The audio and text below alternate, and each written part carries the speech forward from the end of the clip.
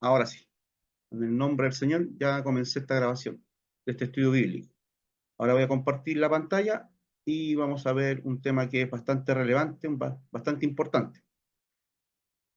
Nosotros hemos estado viendo el panorama del Nuevo Testamento.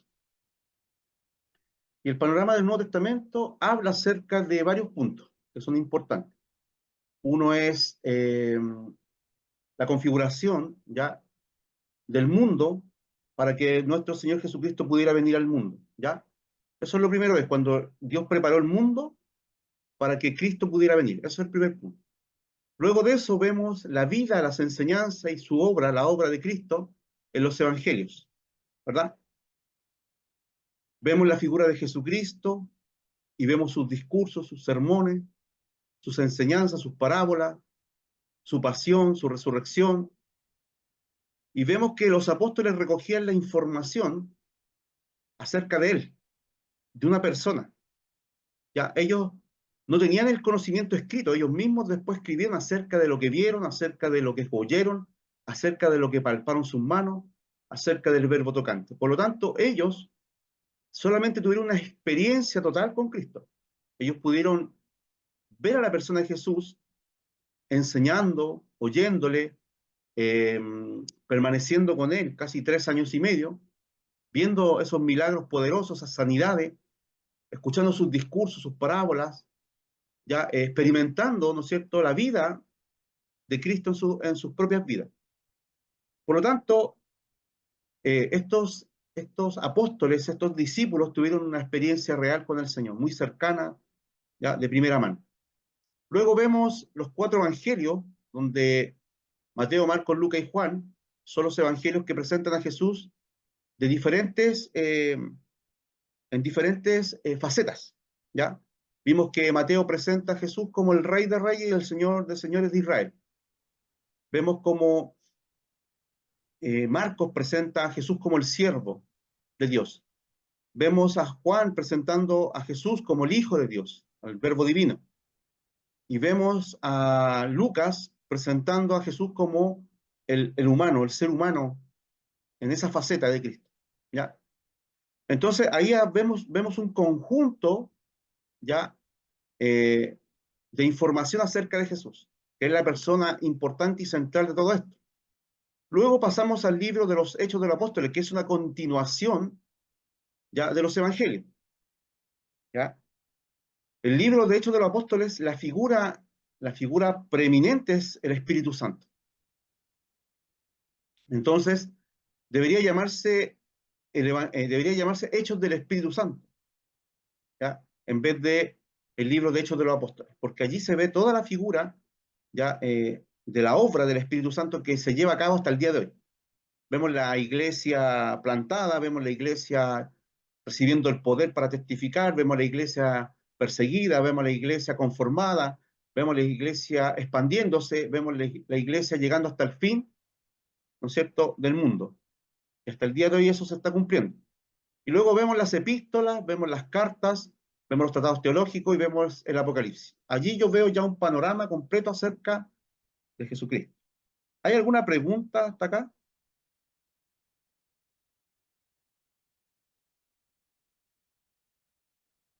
¿Hay alguna pregunta hasta acá con respecto a lo que hemos estado viendo, con respecto al panorama ya del Nuevo Testamento? ¿Hay algo que no le queda No, claro? pastor. No, pastor, está clarito. ¿Se entiende?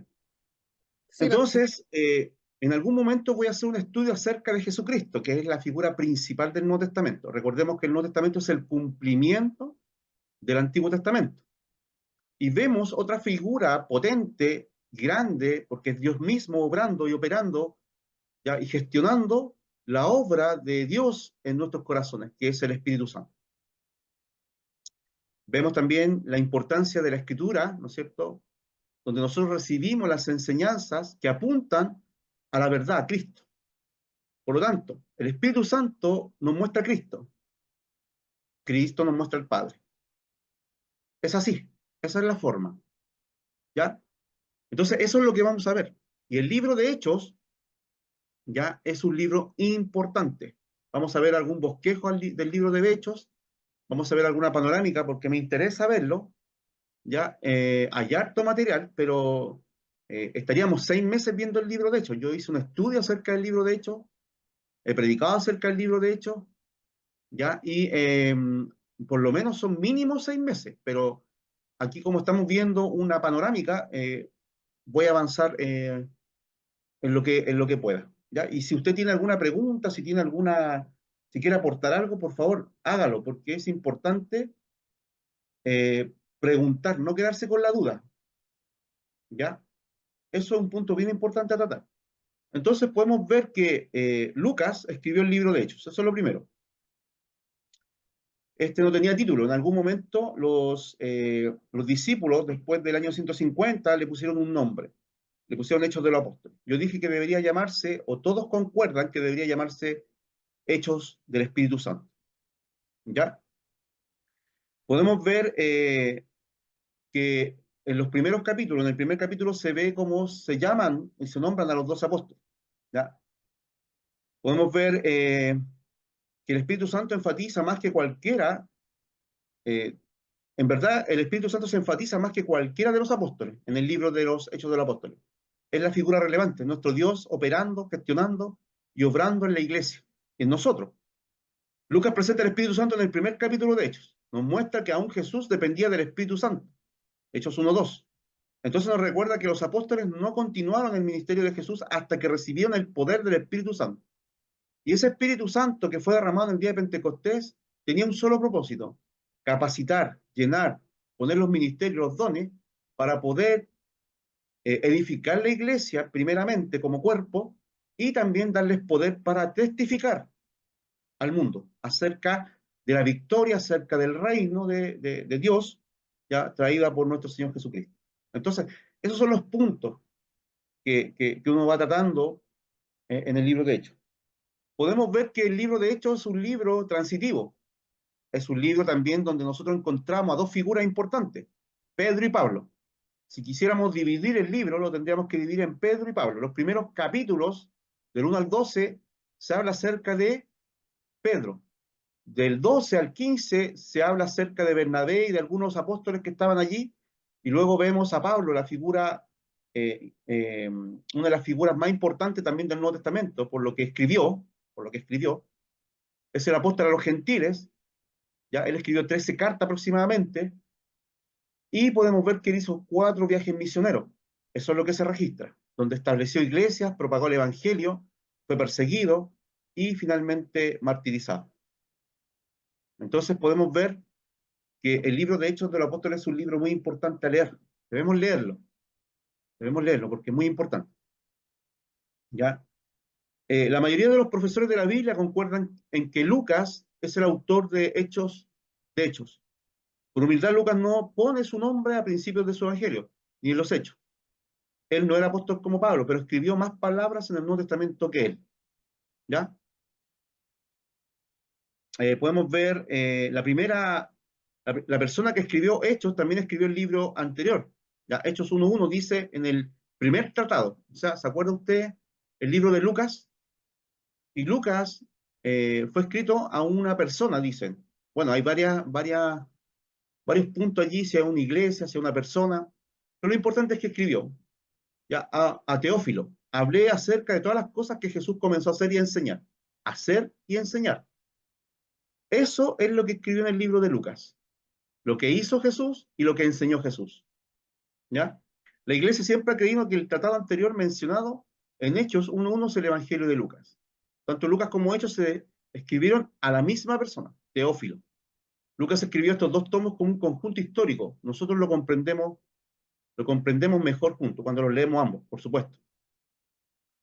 El escritor del Evangelio de Lucas no era un apóstol, sabemos esto por Lucas 1:1. Allí leemos que los otros le transmitieron lo que escribió. Él no fue un testigo ocular. Asimismo, parece que el escritor de Hechos no era un apóstol. Lucas llena esta descripción. Esto añade la evidencia de que el que escribió Lucas y Hechos, ellos lo escribieron, el mismo autor. Pero lo importante de Lucas es que él fue muy, muy claro. Y una de las cosas que más resalta es que él anotó lugares, nombres de personas, situaciones específicas que pueden ser corroboradas con la arqueología y la historia, ¿ya? Entonces, eso nos da también un tremendo piso para tener una evidencia clara de que las escrituras son veraces, ¿ya? La historia lo corrobora y la arqueología, porque todos los lugares, todas las personas que escriben, ¿no es cierto?, acerca del tiempo, ¿no es cierto?, de Lucas o del Señor Jesucristo, son lugares y personas que existieron. Eso es corroborado. La fecha, más o menos se registra en el año 60 al 62. ¿Ya? El propósito. Hay un riesgo al estudiar hechos. Es un libro de tanta acción e historias que podemos pasar por alto el propósito principal. Un periodo tiene un gran número de historias que a menudo no se relacionan unas con una otra. En contraste, Lucas eligió unas pocas historias por razones especiales. Lo que tenemos que entender es que había más información, pero Lucas tomó algunos puntos importantes para registrar algo que él necesitaba que dar a conocer. En este caso, cómo la iglesia había nacido, cómo la iglesia se estaba propagando, cómo la iglesia fue perseguida, y vemos cómo la iglesia, ¿no es cierto?, fue predicada tanto a judíos como a gentiles. Vemos la obra y el poder del Espíritu Santo y vemos la predicación centrada solamente en Jesucristo, o sea, fue cristocéntrica.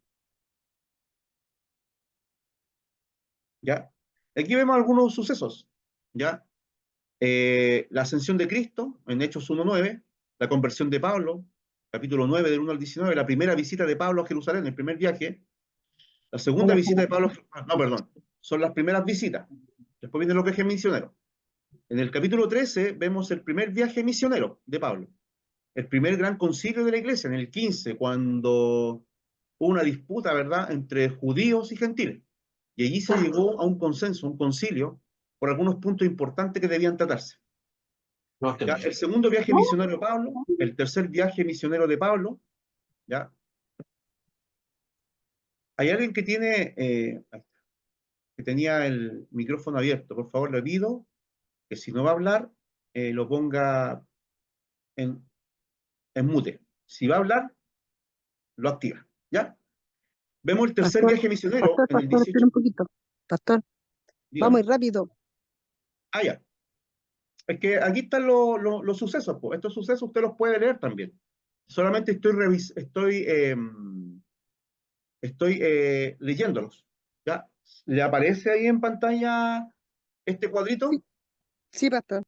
Ya, perfecto. La idea es que también usted pueda mirarlos y podamos, cuando yo los vaya leyendo, usted vaya haciendo más o menos memoria y vaya entendiendo en qué punto del libro de Hechos se escribió. Por eso acá al lado dice 1:9, 9 del 1 al 19, en los capítulos. ¿Ya?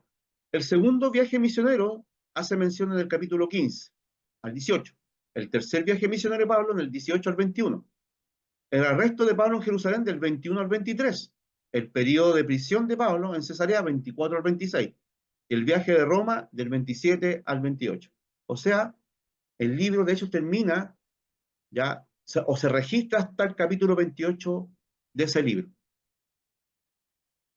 ¿Ya? Entonces, es importante el libro de Hechos, sí, porque es la continuación de los evangelios. En los evangelios vemos la vida, la obra, las enseñanzas de Jesús, su muerte y crucifixión y resurrección. Su crucifixión, muerte y resurrección, perdón. En el libro, de hecho, vemos la ascensión, porque ahí se nombra, en el 1:9. Y podemos ver después cómo la iglesia, ¿verdad?, se establece en el día de Pentecostés, en la fiesta del día de Pentecostés, donde vino con poder el Espíritu Santo y, ¿no es cierto?, impartió el poder para testificar, que fueran testigos. Ese es el poder, para eso se dio, para testificar, ¿ya? A los creyentes, para darle ese poder, dunami, esa dinamita interna, ese poder investido, ¿ya? Para que no tuvieran ningún problema en predicar sin miedo, aunque eso significara, ¿no es cierto?, la muerte propiamente tal, que es lo que ocurrió con los primeros apóstoles y con los primeros cristianos, que fueron perseguidos, martirizados, llevados, echados a los leones, ¿no es cierto?, fueron prendidos, fueron desollados, atravesados por espada. O sea, el evangelio se propagó, pero hubo un costo tremendo, un costo tremendo.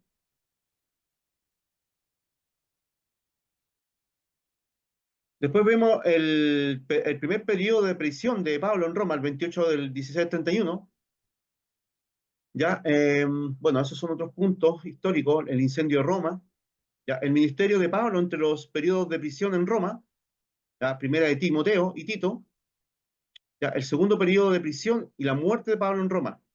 Después, de hecho, en segunda Timoteo se registra también la vida de Pablo, ya en las cartas que él escribe, ¿no es cierto? La primera de Timoteo y la segunda de Timoteo y Tito fueron escritos a la iglesia eh, para poder guiarse en la iglesia, para levantar los pastores, para levantar los diáconos, para ver cómo se hacía el culto y todas las cosas necesarias para poder eh, establecerse como iglesia. Dio instrucciones totales para que la iglesia pudiera funcionar. ¿Ya? Y segunda de Timoteo, ¿ya? Nos muestra también eso. Pero luego de eso él, ¿no es cierto?, es decapitado. Eh, ¿Alguna pregunta hasta acá?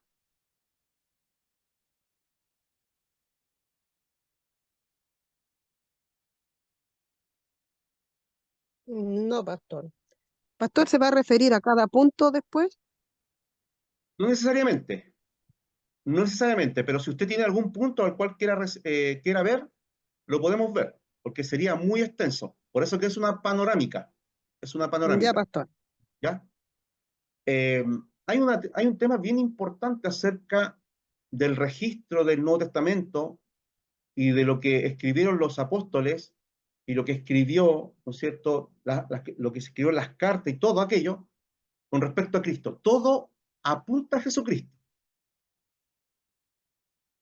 Entonces, para abordar el Nuevo Testamento, para abordarlo correctamente, yo tengo que entender que los evangelios, las cartas, el libro de Hechos de los Apóstoles que testificaba acerca de Jesús, ¿ya? Eh, tiene que ver propiamente tal con la persona de nuestro Señor Jesucristo. Ese es el propósito, darlo a conocer. El Espíritu Santo da a conocer a Jesús a través de la Escritura, a través de la revelación que Dios nos ha dado. Y Jesucristo nos lleva, nos muestra al Padre. ¿En qué consiste la vida eterna?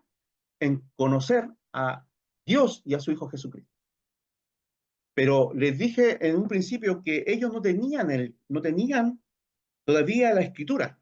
Ellos tenían una experiencia, tuvieron una experiencia los apóstoles con Jesús, una experiencia visual, una experiencia de vida, una experiencia de comunión, una experiencia de oír, de ver, de palpar al verbo tocante. Ellos no tenían la escritura, eso después fue añadido, después se escribió, ¿ya? Entonces podemos ver acá, según lo que dice Juan, voy a dejar de compartir y voy a compartir acá,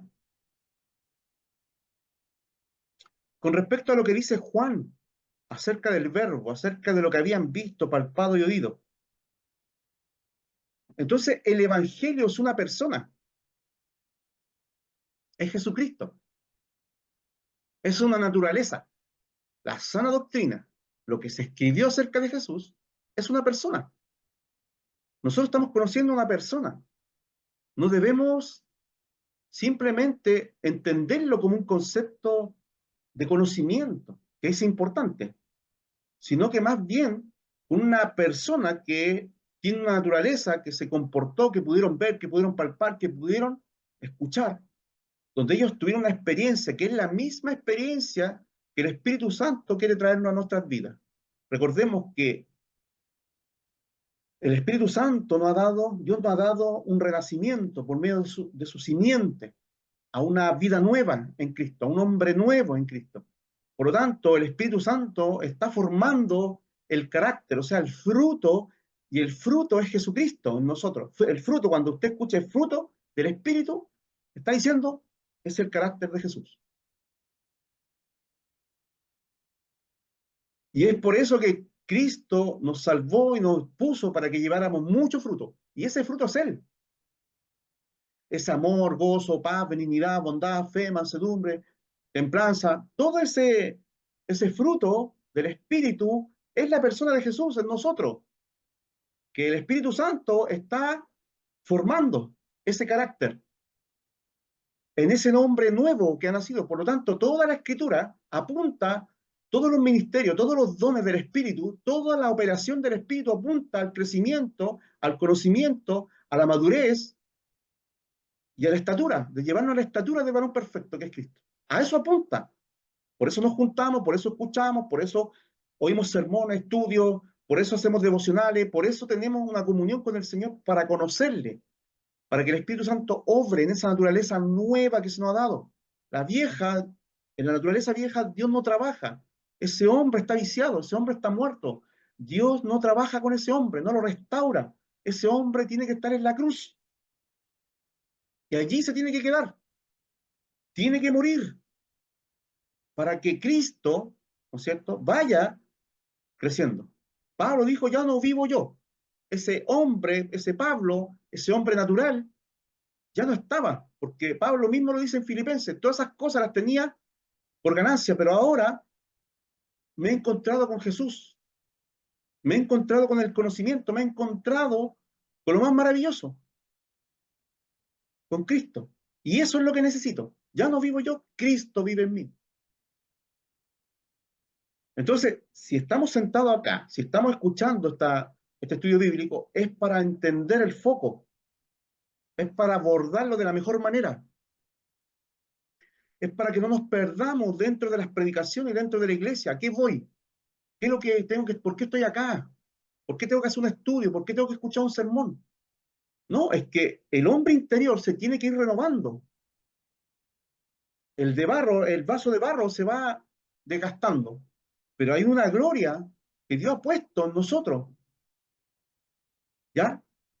Para mostrarnos al Padre, para mostrarnos y guiarnos y llevarnos al propósito eterno, ¿ya? Entonces yo tengo que entender que todo lo que dice Dios en su palabra es divino con respecto acerca de Cristo. Y esa es la fe en sus promesas, la fe en el Hijo de Dios. Jesús es el autor y el consumador de la fe viene por el oír palabra, la fe, ¿no es cierto? Por la fe somos, por gracia somos salvos y esto es por medio de la fe. Todos los hombres alcanzan la justificación por la fe, es por fe y para fe. Todo se basa en la fe, porque la fe no es humana. Cuando hablamos de el Evangelio, usted podrá decir, sí, los hombres tienen fe para ciertas cosas, claro, pero estamos hablando de cosas espirituales, estamos hablando de cosas eternas, estamos hablando de enseñanza, inteligencia, sabiduría, que viene de lo alto, esa que trasciende lo temporal, esa que nos permite trascender y vivir en plenitud de vida en Cristo, porque en Cristo se nos han dado todas las cosas, y lo que debemos saber, ¿qué son esas cosas? Para poder tener una plenitud completa en el conocimiento, en la experiencia de Cristo.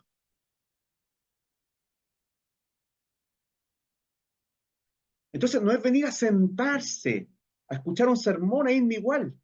No, cada información, cada enseñanza apostólica, ya, y también profética, recordemos que estamos fundamentados sobre la base, sobre la piedra angular que es Cristo, esa es su vida, sus enseñanzas, su ministerio y toda su obra, más acerca de lo que hablaron los apóstoles y lo que profetizaron los profetas, valga la redundancia, en el Antiguo Testamento acerca de Cristo. Sobre esas verdades edificamos nuestra vida espiritual, que son trascendentes. El cielo y la tierra pasarán, pero mis palabras no pasarán. Son trascendentes, ¿ya? Entonces, la fe es divina, viene de Dios. ¿Qué dice el apóstol? Me gusta mucho cómo lo explica y cómo lo hace entender de una manera categórica, ¿ya? La enseñanza, la experiencia aquí, la experiencia con el verbo tocante. Lo que era desde el principio, lo que hemos oído, lo que hemos visto con nuestros ojos, primeras personas, no eran terceras personas, eran primeras personas, eran protagonistas. de haber visto, de haber palpado, de haber contemplado ya a Cristo. Por lo tanto, ellos tienen la autoridad. Ellos tienen la autoridad, estos apóstoles tienen la autoridad sobre lo que ellos escribieron, sobre lo que ellos vieron, sobre lo que ellos contemplaron, lo que oyeron, lo que vieron, acerca del Verbo, acerca de Cristo, ¿verdad? Porque la vida fue manifestada. Jesús es la vida, la vida de los hombres es Cristo. Todo lo que está en Cristo tiene vida. Todo lo que está fuera de Cristo está en muerte. Porque Dios le dio a Cristo todas las cosas fueron entregadas en el Hijo. Todo el propósito, toda la gracia, todo lo que se requiere en el plan de redención y la eternidad está en Cristo. ¿Ya? Por lo tanto, el que está fuera de Cristo, el que se ha extraviado de la verdad, el que ha apostatado, el que ha dejado a Cristo, está en muerte. El que practica el pecado está muerto. Porque Cristo no tiene concordia ni con Satanás, ni tampoco en la mesa idolátrica, ni tampoco en la inmoralidad, ni en ninguna cosa perversa. Porque la vida fue manifestada y la hemos visto. Mire, ahí está la vida. Jesús dijo, yo soy el camino, la verdad y la vida. Y testificamos. Testifican. Ellos están hablando, están predicando, son heraldos hacia el mundo. Y os anunciamos la vida eterna.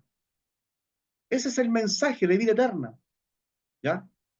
La cual estaba con el Padre, Jesús, y se nos manifestó. O sea, descendió, el Señor vino y tabernaculizó, o sea, Él hizo habitación con los hombres. Él se vistió de hombre, como siervo, como hombre, y estuvo entre nosotros y habitó entre nosotros. Capítulo 1 del libro de Juan lo dice de esa manera. Vamos al capítulo 1 de Juan, del Evangelio según San Juan. Quiero dejar este punto bien claro.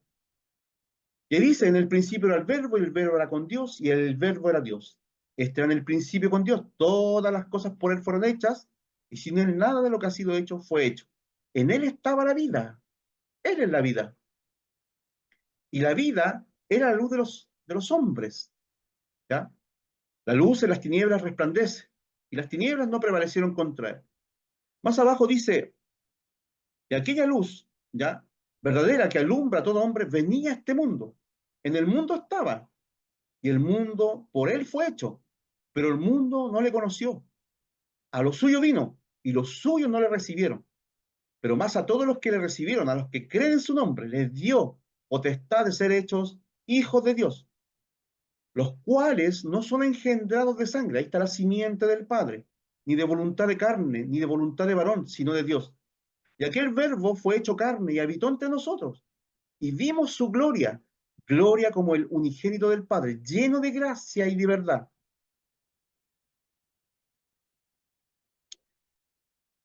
Entonces aquí podemos ver que ellos testificaron, los apóstoles testificaron acerca del verbo tocante. ¿Ya? Después Juan, por supuesto, escribe el Evangelio de Juan, y después, al final de sus días, ¿ya? Él recibe la visión, la revelación de Jesucristo en el tiempo y en el cumplimiento final acerca de los tiempos posteriores. Y ese es el Apocalipsis. Lo que hemos oído, lo que hemos visto y oído, eso os anunciamos, para que también para que también tengáis comunión con nosotros.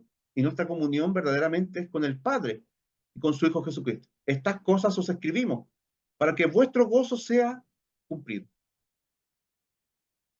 ¿Alguna pregunta hasta allí?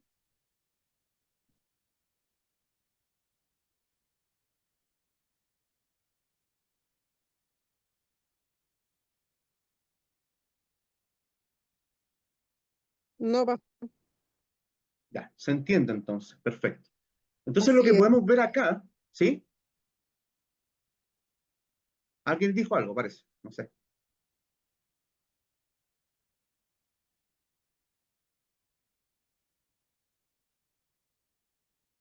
Ya. Entonces, para entender y para tener una visual del Nuevo Testamento, tenemos que considerar lo que se escribió acerca de Cristo. Pero esto fue por mano de los apóstoles y por mano de algunos hombres que recibieron, como Lucas, información donde él la registró y la verificó. Y este libro, el libro Hechos de los Apóstoles, más bien se debe decir Hechos del Espíritu Santo, podemos ver cómo se conforma la iglesia. Es la conexión de los evangelios hacia la iglesia. Podemos ver la iglesia en el Nuevo Testamento, en el libro de Hechos, la expansión de la iglesia, la persecución de la iglesia. Podemos ver el establecimiento y también los viajes misioneros de Pablo. Vemos los discursos de Pedro, vemos el poder del Espíritu Santo obrando, convirtiendo. Vemos cómo la iglesia, ¿no es cierto?, crecía y crecía, ¿ya? Porque esta es una obra de Dios, no de los hombres. Es una obra de Dios, no de los hombres. Nosotros somos embajadores, nosotros anunciamos como el apóstol, testificamos acerca de lo que Dios nos ha enseñado por medio de su palabra y también por la experiencia que tenemos nosotros, ¿ya? Y también por el testimonio del Espíritu Santo en nuestras vidas, ¿verdad? Entonces, en Hechos 1:1, en el primer tratado, Teófilo, hablé acerca de todas estas cosas que Jesús comenzó a hacer y a enseñar. Hasta el día que fue recibido arriba, después de haber dado mandamiento por el Espíritu Santo a los apóstoles que había escogido, a quienes también, después de haber padecido, se presentó vivo con muchas pruebas indubitables, apareciéndose durante 40 días y hablándoles acerca del reino de Dios. De eso hablaba Jesús, del reino de Dios. Y estando juntos, les mandó que no se fueran de Jerusalén, sino que esperaran la promesa del Padre, la cual les dijo: oísteis de mí, porque Juan ciertamente bautizó en agua, mas vosotros seréis bautizados con el Espíritu Santo dentro de no muchos días. Y ahí vemos la ascensión, vemos la elección de Matías para reemplazar a Judas, ¿verdad? Y aquí vemos algunos puntos, la venida del Espíritu Santo, que es el punto principal, la promesa. Jesús dijo: es necesario que yo me vaya porque les voy a mandar al Consolador, aquel que les va a guiar, ¿ya?, a toda verdad, a toda justicia, aquel que convence al mundo de pecado, ¿ya?, de juicio, de justicia, ¿ya? Y es por eso que nosotros debemos conocer a la persona del Espíritu Santo que está en nosotros, hermanos. Lo hemos recibido, aquellos que hemos confesado a Jesús, aquellos que nos hemos arrepentido de nuestros pecados, aquellos que le hemos dicho al Señor: Señor, ven a mi vida, ¿no es cierto?, y escribe ese nombre mío en ese libro de vida. Y aquellos que seguimos y perseveramos en el Señor, ¿verdad? Dios nos ha dado su Espíritu Santo para no dejarnos solos, no nos va a dejar huérfanos el Padre. Jesús tenía que ascender. Los apóstoles estaban tristes. Jesús le dijo: es necesario que yo me vaya, pero con un propósito. Ese propósito era que Él se sentara a la diestra del Padre, ¿ya?, y también pudiera interceder por su iglesia. Y Dios envió el Espíritu Santo para que el Espíritu Santo pudiera primeramente investirnos de poder, darnos a nueva vida en el nuevo nacimiento y mostrarnos a Cristo, formando la imagen de Él en nosotros. Porque eso da gloria a Dios.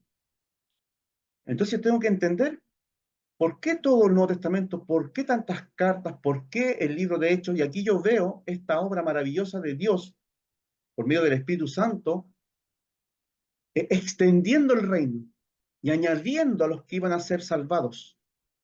Entre ellos y nosotros estamos dentro de ese cuerpo místico, ¿verdad? Que en la iglesia, donde quiera que esté un nacido de nuevo, es cuerpo de Cristo. La iglesia no es un lugar, ¿no es cierto?, de cuatro paredes, no es un local de cemento, es una congregación donde todos se congregan. Y muchas veces no llegan creyentes, llegan personas por primera vez, ¿ya? Llega de toda una congregación. Pero la iglesia es aquella que ha sido renacida, ¿ya?, y que tiene el sello del Espíritu Santo. Y que el Espíritu Santo está obrando y operando en ella para santificarla, para guiarla, para consolarla, para darnos poder para testificar, donde Dios se manifiesta por medio de los dones, ¿ya?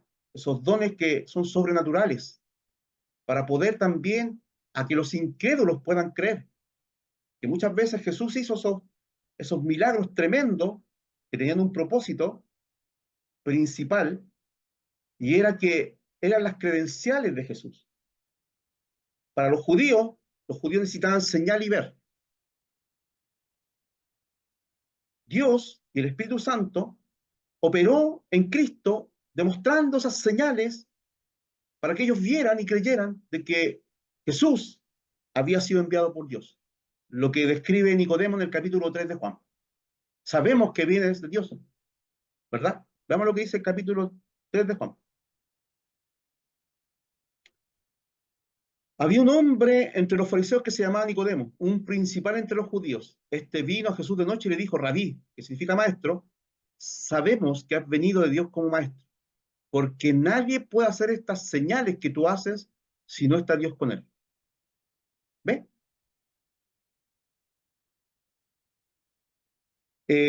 Algunos hombres judíos entendieron que el Cristo venía del Padre, así como Nicodemo y otros más, porque dijo: sabemos.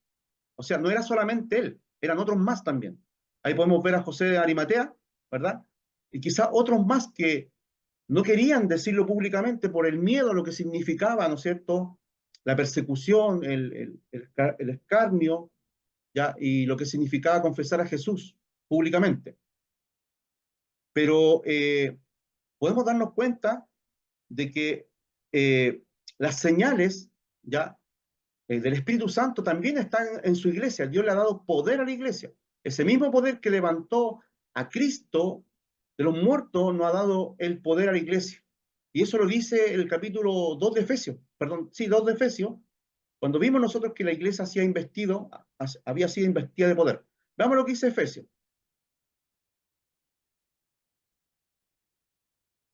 Capítulo 2.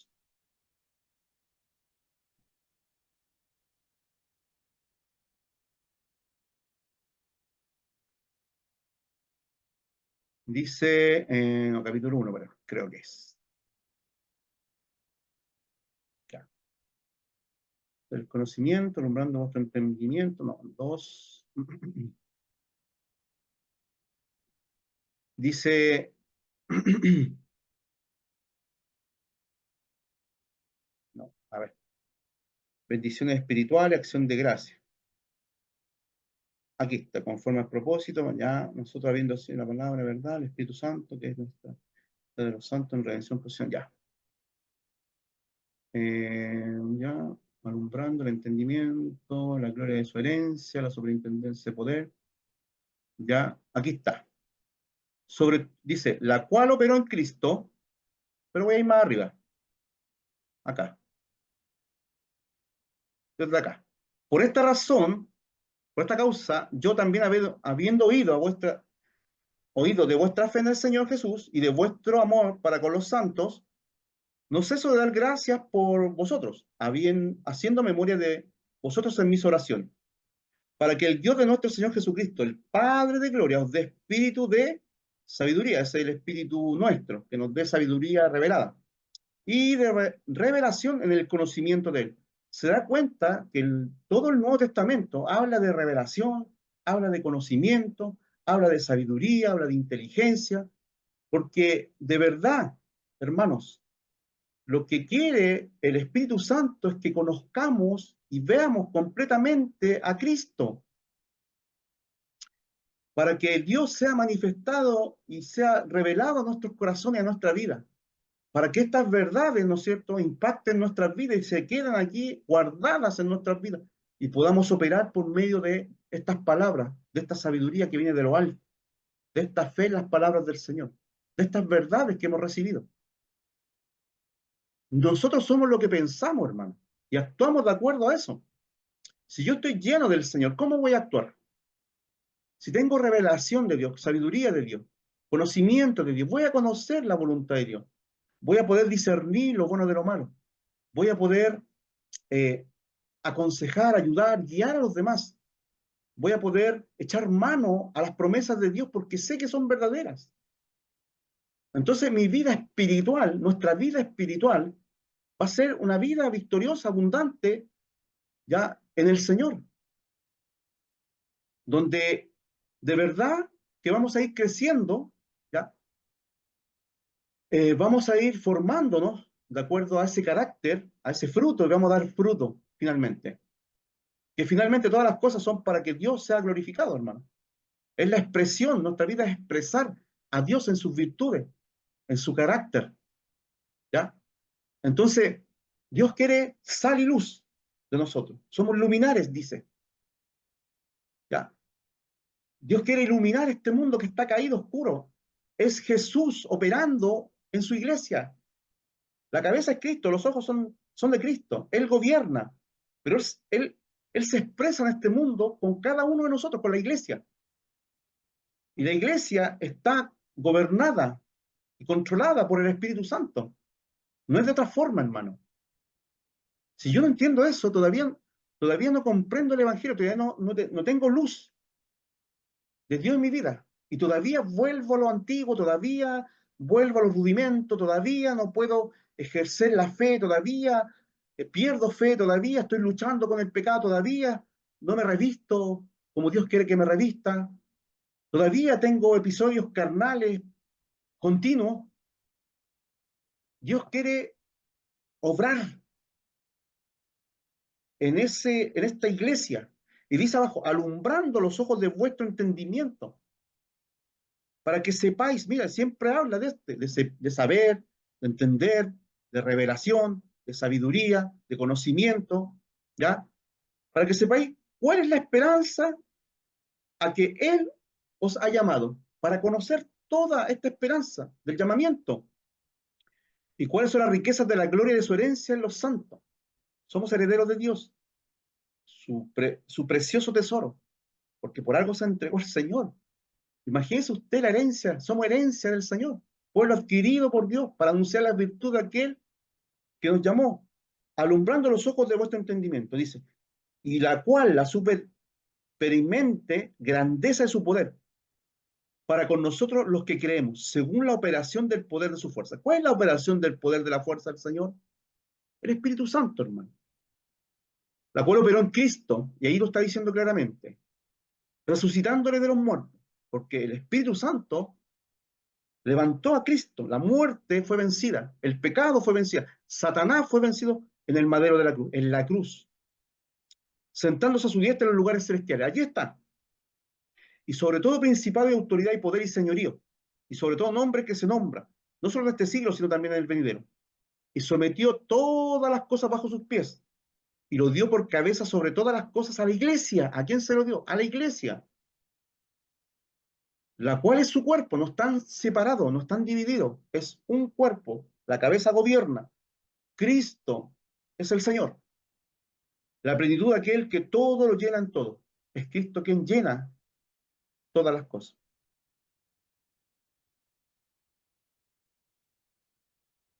Entonces, hermanos, el libro de Hechos,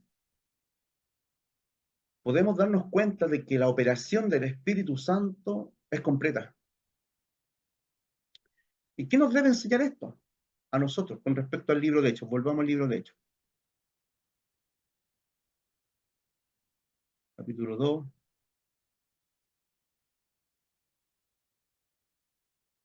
Capítulo.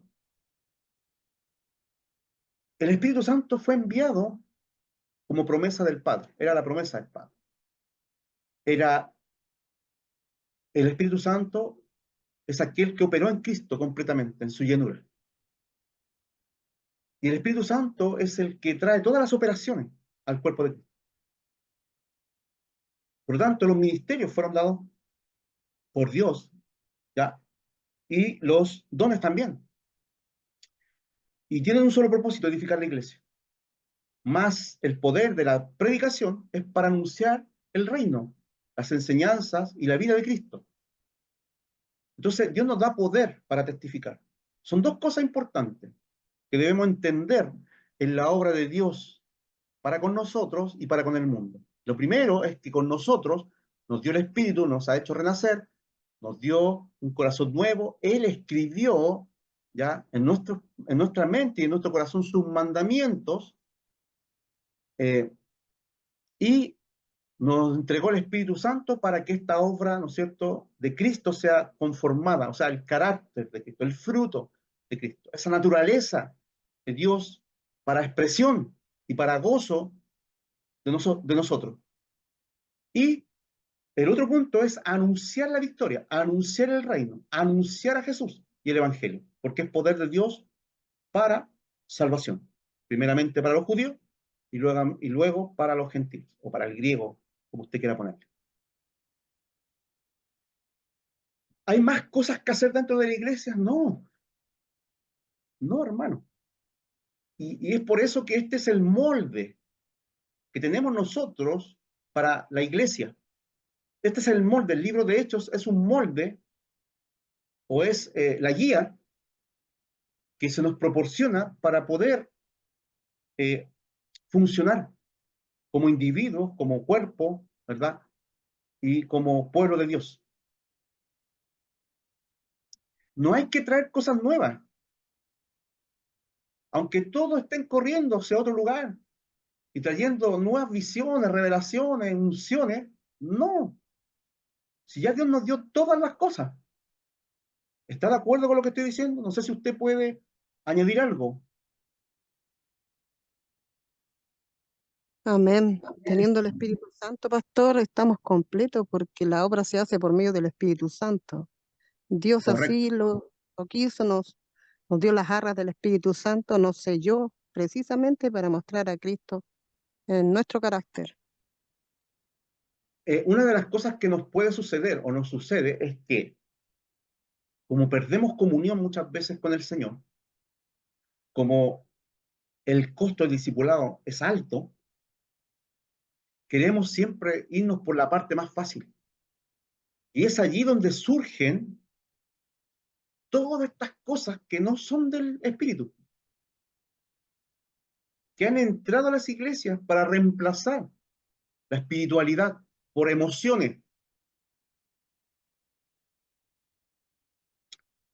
Hay demasiada iglesia emocionada. Hay demasiada iglesia extraviada por los sentidos. Recuerda que los sentidos fueron abiertos en el huerto para, y estos sentidos nos extravían de la verdadera fe, de la comunión con Dios. No podemos confiar en nuestros sentidos. Nosotros andamos por fe. Y la fe, dije que era divina. La fe es palabra del Señor, promesa del Señor. La fe es sólida, porque Dios es inmutable. Dios es objetivo, Dios es una roca inconmovible. Sus palabras son eternas. El cielo y la tierra van a pasar, pero sus palabras nunca van a pasar. Es la palabra del Señor que impacta y transforma las vidas nuestros corazones y afecta a todo nuestro ser cuando oímos la palabra, cuando la creemos y cuando la practicamos. Pero la iglesia se ha convertido en algo demasiado emocional. No estoy diciendo ni negando las emociones, porque hay emociones que son buenas, pero con respecto a Dios, Dios dice que sin fe es imposible agradarle y que debemos acercarnos a Él en fe y que debemos pedir creyendo en fe que recibiremos. Todo se hace por fe y todo es para fe. Entonces, ¿qué pasa? Que el camino más corto es la emocionalidad. ¿Ya? Es hacerte sentir bien en la humanidad. Es, de alguna manera, reemplazar a Dios por lo humano dentro de la iglesia.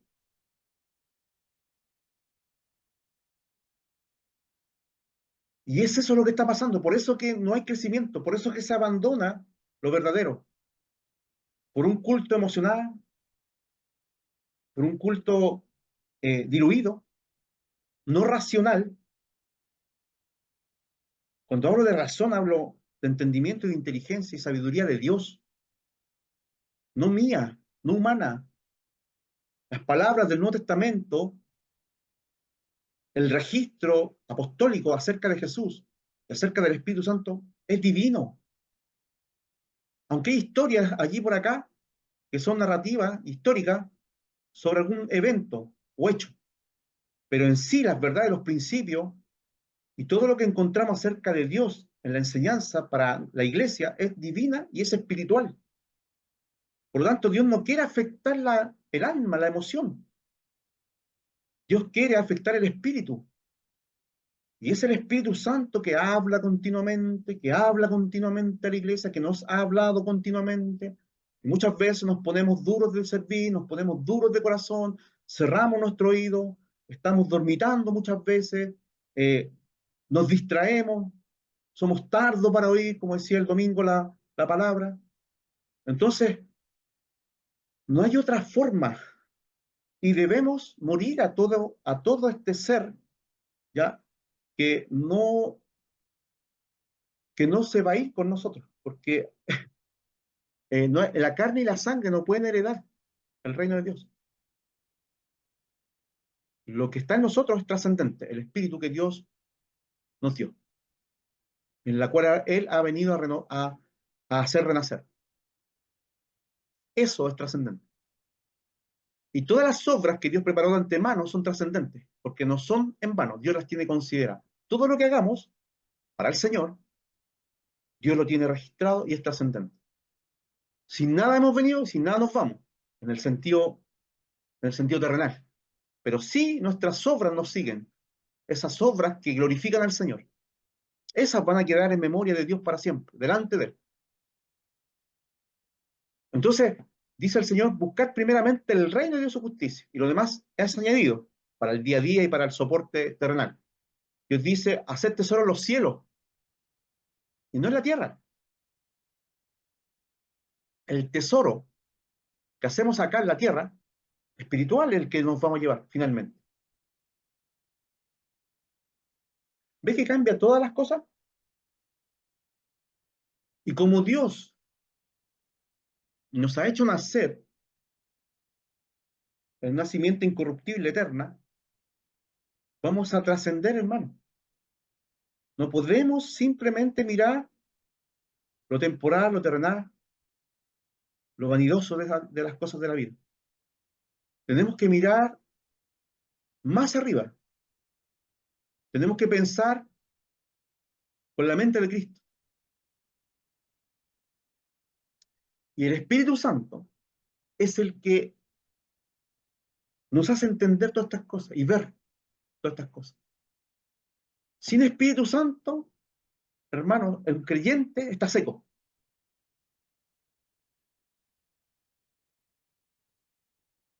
Sin el Espíritu Santo no hay dirección, no hay guía. Es el Espíritu Santo, es Dios en nosotros cuando está operando, Dios se está manifestando. Es Jesús finalmente manifestándose. Es Jesús. Porque estamos en Cristo. Como iglesia estamos en Cristo. Como cuerpo estamos en Cristo. Él nos ha hecho partícipe de su naturaleza. Y es por eso que no debemos concebir en nosotros el pecado, la práctica de pecado. No debemos concebir en nosotros la inmoralidad, ni la idolatría, ni ninguna obra carnal. Debemos nosotros martirizar, o sea, hacer morir esas obras en nosotros. Porque pertenecemos a un cuerpo espiritual que es Cristo. ¿Se va entendiendo? Por eso que nuestra vida, tanto espiritual, física y en el alma, debe ser santa. El Señor nos llama a santificar todo vuestro ser, alma, cuerpo y espíritu, porque esa es la voluntad del Padre. Entonces no es simplemente un conocimiento de unas palabras que yo escucho y que me voy para la casa y medito sobre ellas, no. El Evangelio es una persona donde nosotros estamos experimentando una naturaleza nueva que es en Cristo, es espiritual.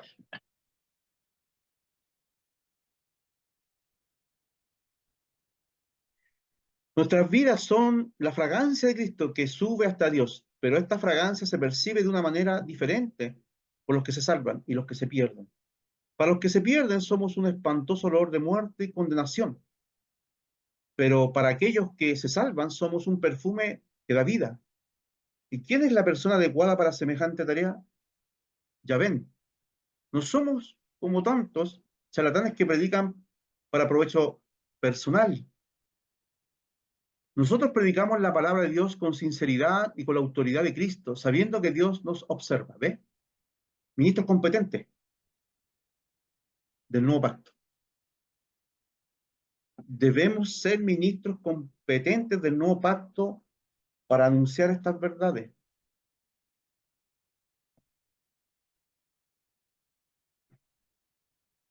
¿Hay alguien que quiera compartir algo, decir algo con respecto a lo que estamos viendo? Pastor, aquí el hermano Francisco. Hermano Francisco, Usted tomó una porción en delante de la promesa del Espíritu Santo en Juan 16. Hay todo un dogma, digamos, de la misma escritura con respecto a esa obra del Espíritu Santo entre el verso 4 y el 14. Y yo lo comparo un poco con como una exégesis que está ahí en Gálatas 4:6, partiendo de antes, dice, pero por cuanto vino el cumplimiento del tiempo, Dios envió a su Hijo, nacido de mujer y nacido bajo la ley, para que redimiese a los que estaban bajo la ley, a fin de que recibiésemos la adopción de hijos. Y por cuanto sois hijos, Dios envió a vuestros corazones, o sea, nuestros corazones, el espíritu de su Hijo. Ese espíritu de su Hijo es el Espíritu Santo. por supuesto. Claro, cuando lo vemos allá en Juan 16, él está diciendo a sus discípulos que no le había dicho varias de estas cosas por cuanto él estaba junto con ellos. Pero él de ahí le dice, pero cuando venga el Espíritu Santo, ¿no es cierto?, va a hacer todas estas cosas y las va desglosando, ¿no es cierto?, en todos los versos, ¿ya?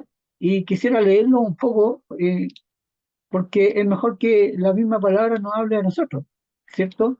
Se interpreta a sí misma y vamos viendo que este tema, ¿cierto?, que es tan importante para que nosotros entendamos eso, ¿ya?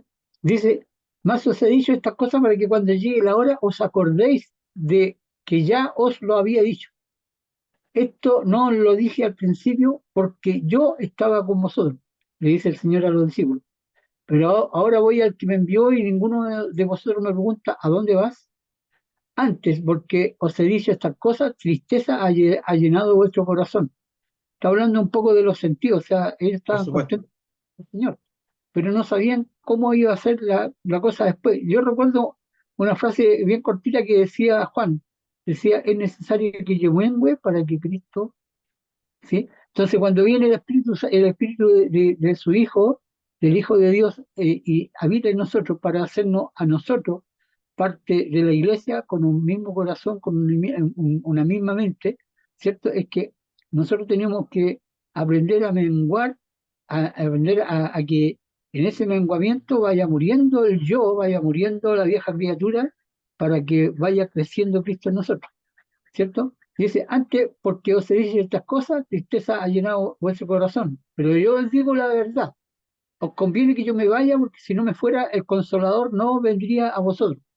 Más si me fuere, os lo enviaré. Y cuando Él venga, convencerá al mundo de pecado, justicia y de juicio. Me salta un poco. Aún tengo muchas cosas que deciros, pero ahora no las podéis sobrellevar. Pero cuando venga el Espíritu de verdad, Él os guiará a toda la verdad. Porque no hablará de su propia cuenta, sino que hablará todo lo que quiera y os hará saber las cosas que habrán de venir. Y el verso 14 con lo que quisiera concluir eso, Él me glorificará, porque Correcto. tomará de lo mío, Dios lo hará saber. Maravilloso, maravilloso. Tremenda obra, tremendas declaraciones y tremendo poder, tremendas verdades aquí con respecto a Jesús y al Espíritu Santo, ¿verdad? Maravilloso. Gracias, hermano Francisco. Entonces podemos darnos cuenta que el libro de Hechos nos sirve como un puente entre los evangelios y las cartas de Pablo. Correcto, eso lo dijimos al principio. Hechos detalla el crecimiento de la iglesia, que es un punto 2, donde nos damos cuenta de cómo la iglesia creció, ¿ya? De varias maneras. La iglesia creció en número, ¿ya? La iglesia creció geográficamente en lugares nuevos, o sea, fue expandiendo el evangelio a nuevas regiones, tanto numéricas en personas como en regiones. La iglesia creció socialmente. La iglesia era judía, pero luego de eso fueron incorporados por las naciones o los gentiles, gentíos, ¿ya? La iglesia creció en su teología, o sea, entre más ya se manifestaba la obra del Espíritu Santo, los discursos, ellos fueron registrados y nosotros nos ha llegado esta información también, ya, de estas verdades y las tenemos acá para poder leerlas, ya, y poder conocer aún más acerca de Dios. Es tan importante, hermano, el Espíritu Santo en nuestra vida. Y es por eso, hermano, que si no estamos siendo transformados, si no estamos cambiando a la imagen de Jesús, si no hay fruto del Espíritu en nuestras vidas, entonces no ha pasado nada todavía. Porque la evidencia visible es el fruto. En esto conocerán, por sus frutos, por los frutos los conocerán. ¿Ya? Una persona puede estar preparada teológicamente, puede conocerse la Biblia al revés y al derecho, pero si no está expresando la naturaleza de Cristo por medio del carácter, o sea, del fruto del Espíritu, entonces no ha pasado absolutamente nada. Y es esa la obra del Espíritu Santo en nuestros corazones, en nuestras vidas, en nuestro ser completo. Entonces, allí debemos examinarnos. Si somos de Cristo, si estamos en Cristo, y si el Espíritu Santo está operando.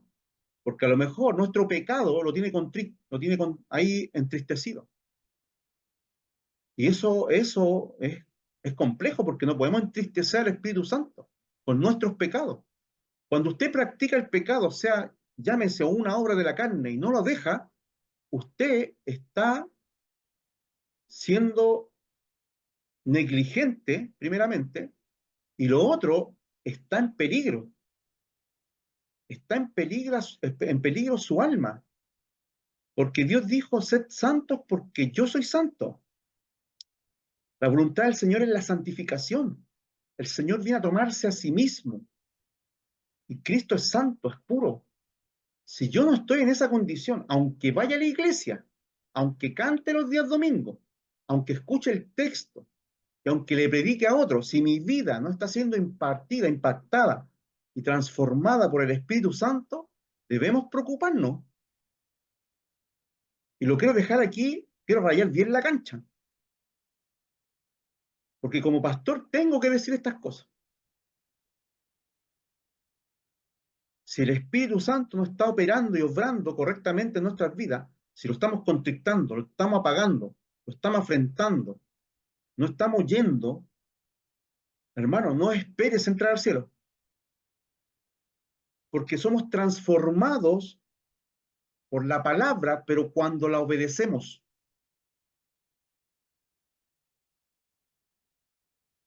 Porque en la obediencia cambian las acciones y las actitudes y los pensamientos.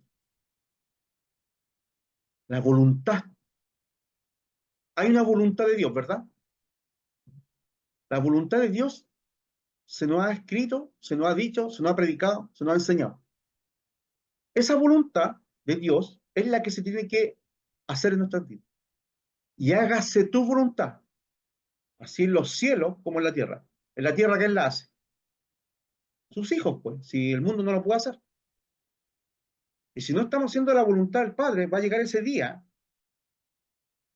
en que muchos se van a presentar delante de Dios y van a sacar todas sus credenciales y van a decir, yo profeticé, yo eché fuera demonios, yo hice esto y esto y esto y esto, y el Señor les va a decir, nunca os conocí, nunca tuve relación con ustedes, hacedores de maldad.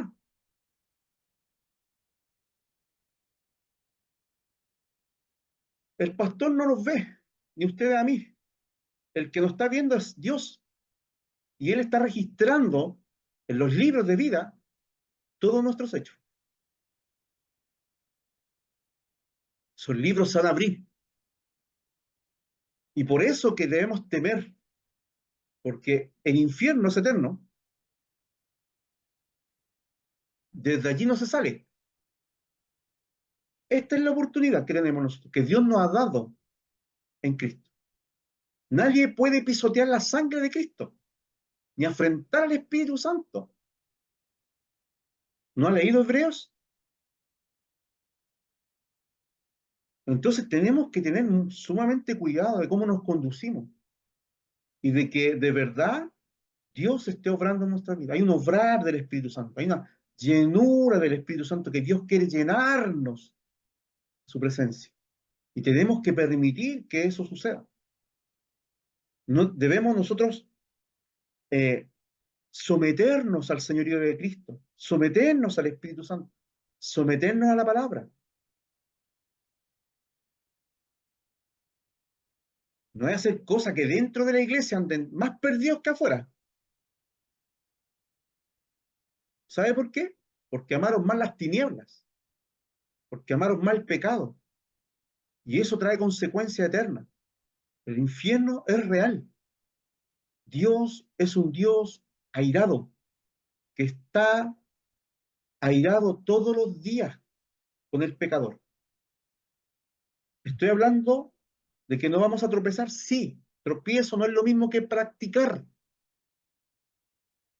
Yo puedo tropezar, pero el que practica es otra cosa. El que practica lo hace a sabiendas. Sabe que a Dios le desagrada eso y lo sigue haciendo. Esos están en condenación, aunque vayan a la iglesia. Por eso que debemos cada día permitir que el Espíritu Santo nos santifique por medio de su palabra, porque por la palabra somos lavados. Pero cuando esta palabra nos llena, nos llega y la obedecemos, ahí somos cambiados y transformados. ¿Se imagina usted ir a la iglesia, escuchar la palabra y salir igual y hacer lo que queramos? ¿Cuántas cosas no le prometemos al Señor muchas veces por la emoción?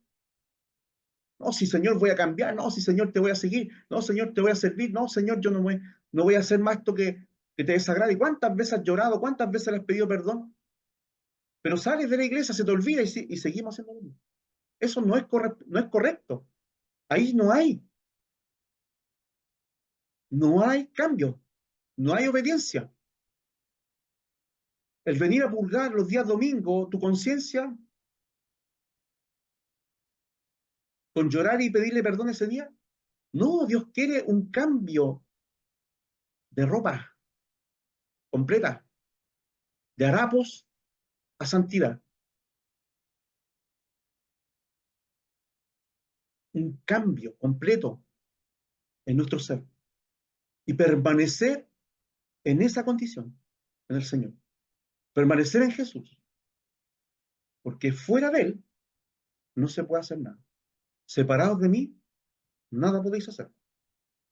Todo lo que no está en Cristo es tomado, es recogido para echarlo al horno.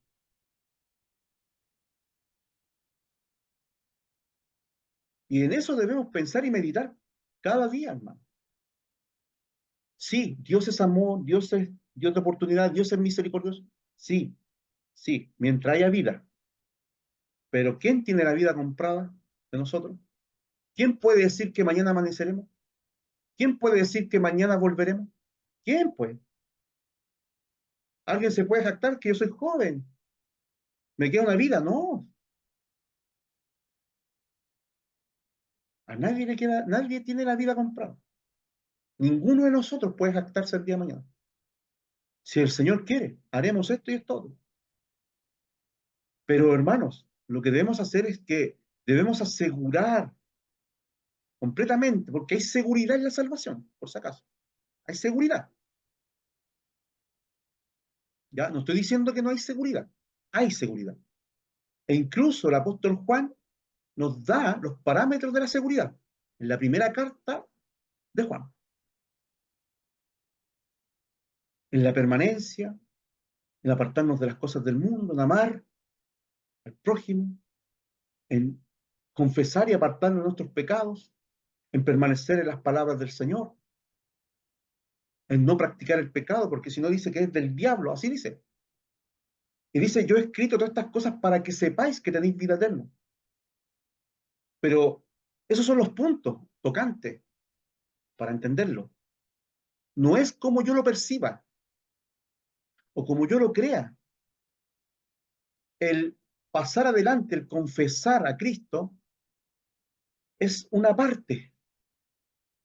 Pero luego de eso es permitir que Dios obre sin restricción en mi vida, para que Él concluya su obra que ha comenzado. Hermano, algunos no creen que la salvación se pierde, otros sí creen que la salvación se pierde. Yo digo que la salvación nunca se va a perder si usted permanece en Cristo, en la obediencia a su palabra, a sus mandamientos y en la santidad que Dios demanda. Nunca se va a perder, no tiene que temer en nada. De nada tiene que temer. No hay que temer. No hay que andar que el Señor me va a perseguir, me va a caer un rayo y el Señor me va a mandar al infierno. No, no. Porque estoy en Cristo. Y si estoy en Cristo, entonces estoy en esa naturaleza nueva. Pero si estoy operando en mis sentidos, si estoy operando en mi carnalidad y no permito que el Espíritu Santo obre en mi vida, entonces estoy resistiéndolo, estoy contristándolo y estoy apagándolo, estoy afrentándolo y estoy pisoteando la sangre de Jesús. Y hay de aquel que pisotea la sangre de Cristo.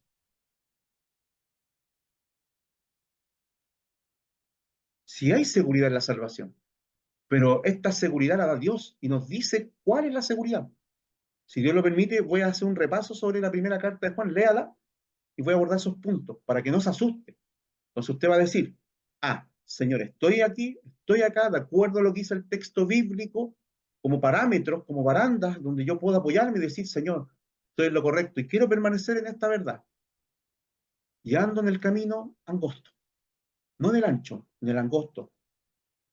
Y cuando llegue ese día, que tengamos que dar cuenta al Señor, las puertas del cielo se abran sin ningún problema.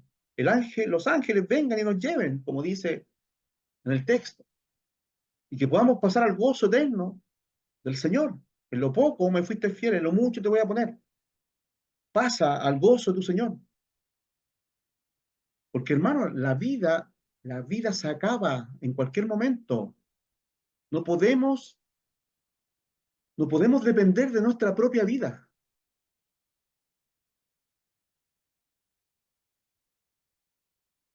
No podemos depender en la seguridad de nuestra propia vida. No hay seguridad en la vida humana. No hay. Si Dios te llamó, te llamó. No hay nada que hacer. Si este es el último día, ese va a ser el último día. Lo queramos o no lo queramos. Nos molesta, no nos guste o no nos guste. Y se acabó, se acabó.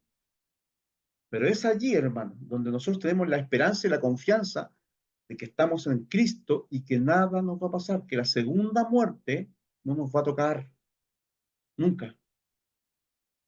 Y eso lo dice el Señor Jesucristo. Y eso y nos levantará el mismo poder que levantó a Cristo. ¿Ya? Porque hay una segunda muerte. Entonces, hermano, tengamos estemos despiertos, no nos durmamos, ni dormitemos en las cosas del Señor. Estemos siempre alerta, con la conciencia, entendidos en las cosas de Dios.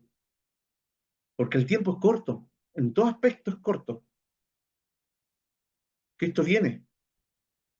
Entonces, no hay seguridad en ninguna parte, ni en nadie. ni en ninguna cosa mundana, ni en ningún hombre, ni en nuestras propias vidas. No hay nada seguro.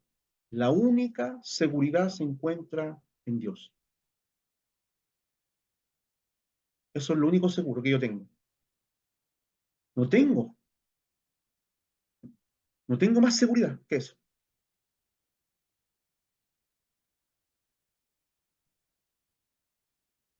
¿Ya? Entonces aquí vemos algunos puntos importantes para ir terminando ya. Bueno, dijimos que hecho que trae el crecimiento de la iglesia. Gloria a Dios por eso.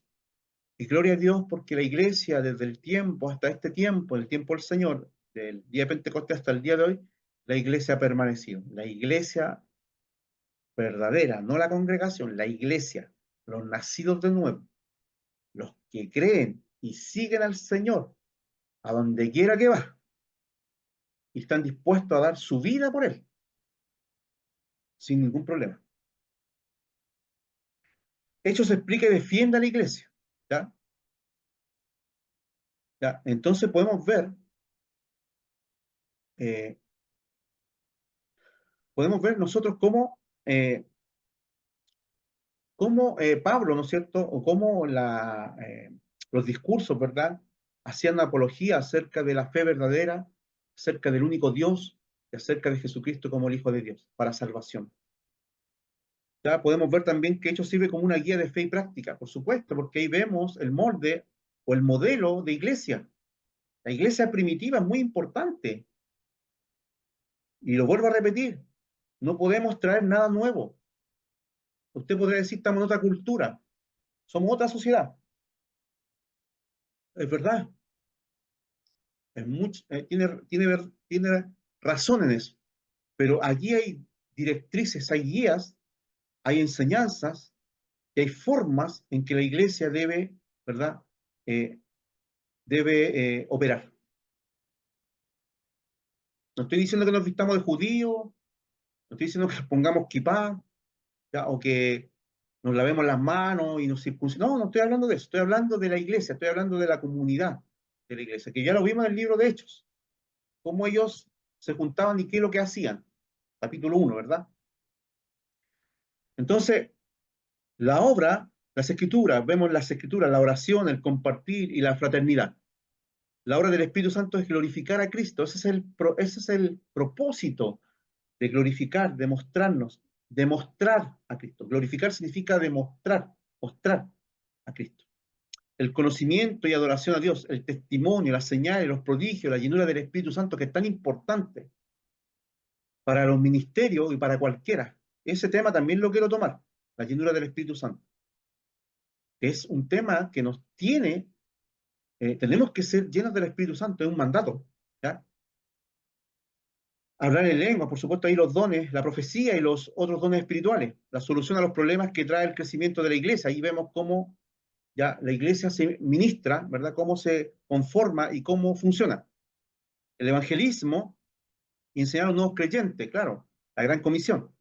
El poder de Dios obrando durante la persecución, en las pruebas. Todas las cartas, mayormente, habla de persecución y cómo ellos se enfrentaban a la persecución, sobre todo el capítulo 1 del libro de Santiago, cómo se afrontan las pruebas, ¿ya? Él ama a la gente de todas las naciones. Este evangelio fue, ¿no es cierto?, extendido hacia los gentiles, hacia todas las naciones. Lucas no sabía por cuánto tiempo la iglesia permanecería sobre la tierra, pero uno de sus propósitos era enseñar a los creyentes futuros. El poder y los principios de hechos son para la iglesia hasta el regreso de Cristo. ¿Ya? Ellos enfatizan que ser llenos del Espíritu Santo es la clave para ser testigos de Jesucristo. Y este es el punto después que voy a tocar, porque ya nos quedan 6 minutos. Hasta aquí voy a llegar. Este es un punto importante, la llenura del Espíritu Santo. Es tan importante para el creyente. Y eso sirve para testificar y para cualquier obra espiritual que nosotros hagamos dentro o fuera de la iglesia. Buscar la llenura. Ser llenos del Espíritu Santo. No embriaguéis con vino, sino más bien ser llenos del Espíritu Santo. ¿Ya? Entonces hay un contraste entre la carne, los que se embriagaban con el vino, ¿ya? Con toda la obra carnal, a diferencia de la santidad y la obra del Espíritu Santo, la llenura del Espíritu Santo. ¿Hay alguna pregunta hasta acá, hermanos queridos, hermanos amados? ¿Se ha entendido hasta aquí el punto tocante acerca de Hechos? Y pastor, lo aclaró muy bien. Gracias. Ya. Finalmente, quiero compartir, quiero compartir una página que la ocupo yo mucho. La ocupo por la sencilla razón que trae ya unas referencias que me sirven a mí, ya para, sobre todo para preparar mis sermones, son guías y son apuntes importantes que yo muchas veces consulto. Pero es esta, se llama exegética.net. Ya, yo se la recomiendo. Ya, aquí hay una orientación previa que nos sirve de guía para aquellos que queramos estudiar algún libro, sea cual sea, del Antiguo o del Nuevo Testamento, es para darnos una orientación panorámica acerca de un libro puntual. ¿Ya? Por ejemplo, estamos viendo el libro de Hechos. Y aquí hay unos versículos claves del libro. Hechos 1:8. Pero recibiréis poder cuando haya venido sobre vosotros el Espíritu Santo. ¿Para qué? Y me seréis testigo en Jerusalén, en toda Judea, en toda Samaria y hasta el último de la tierra. Hechos 2:4. Todos fueron llenos del Espíritu Santo y comenzaron a hablar en lengua, según el Espíritu les daba que hablar. La manifestación de la llenura, ¿ya? Y de testificar, por supuesto, a gente en una fiesta de Pentecostés donde había más de 15 naciones y venían de todo el imperio al día de Pentecostés. Y todos escuchaban esta gloria a Dios. Hechos 6:7, la palabra del Señor crecía y el número de sus discípulos se multiplicaba grandemente en Jerusalén. También muchos de los sacerdotes obedecían a la fe. Interesante. 9:31. Entonces las iglesias tenían paz por toda Judea, Galilea y Samaria. Eran edificadas, andando en el temor del Señor. Mire, importante, edificación y temor del Señor. Y se acrecentaban fortalecidas por el Espíritu Santo. Hechos 19:20. Así crecía y prevalecía poderosamente la palabra del Señor. Hechos 28:31. Predicaba el reino de Dios y enseñaba acerca de Jesucristo abiertamente y sin impedimento. Eso lo hacía Pablo. Él predicaba acerca del reino, lo mismo que predicó Jesús, y enseñaba acerca de la persona, de las enseñanzas, la obra y la pasión, la muerte y su resurrección, que ya lo hemos visto, lo que predicaba Pablo de acuerdo al Evangelio. Hechos 15, ¿verdad? Vemos la autoría, Lucas, fecha estimada 61-63, lugar, Roma. Destinatarios, Teófilo en particular y los creyentes griegos. Localidad, el Imperio Romano. La ocasión, cuando Lucas escribió sus 2 tomos, ya fecha aproximada, el cristianismo ya se hallaba establecido en un mundo más extenso y se estaba convirtiendo en una gran comunidad gentil.